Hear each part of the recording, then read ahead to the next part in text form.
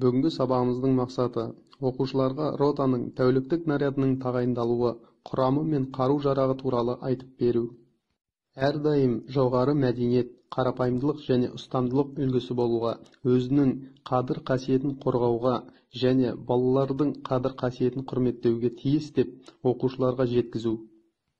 Оларға әскери құрамның жалпы міндеттері туралы айту, оқушыларды әскери құрамның өзара қарым-қатынастарында олардың ұлттық сезімдерін, ғұрыптары мен дәстүрлері құрметтелуге тиіс деп көрсету. Бүгінгі сабағымызда оқушылар нені білуі тиіс? Ротаның тәуліктік нарядының құрамы, міндеті және қарулануы туралы. Рота бойынша тәуліктік кезекшінің жауапкершілігі қандай және кімге бағынатындығы. Рота бойынша тәуліктік кезекшінің ротаға, рота командирі және одан шені жоғары тура бастықтар келген кездегі іс-әрекеті қандай болуы керек.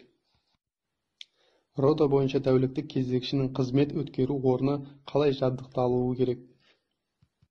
Ротада өрт болған жағдайда рота бойынша тәуліктік кезекші қандай іс-әрекет жасайтындығы туралы білуі тиіс.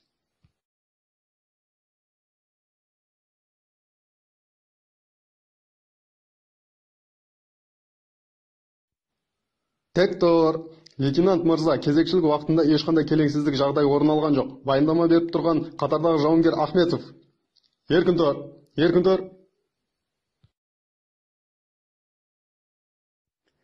Ротаның тәуліктік нарядын ұйымдастыру, құрамы және қарулануы.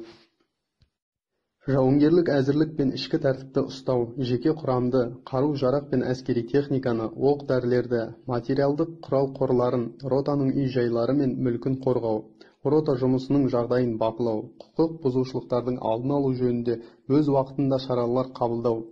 Жалпы әскери жарғылармен айқындалған қызметтер бойынша басқа да міндеттерді орындау үшін наряд ұйымдастырылады. Ротаның тәуліктік нарядына рота бойынша кезекші, рота бойынша тәуліктік кезекшілер тағайындалады. Роталардағы тәуліктік кезекшілердің ауысымын рота командирі айқындайды. Рота бойынша кезекшінің кеудесінің сол жағында рота бойынша кезекші деген жазуы бар төсбелгі болуға тиіс.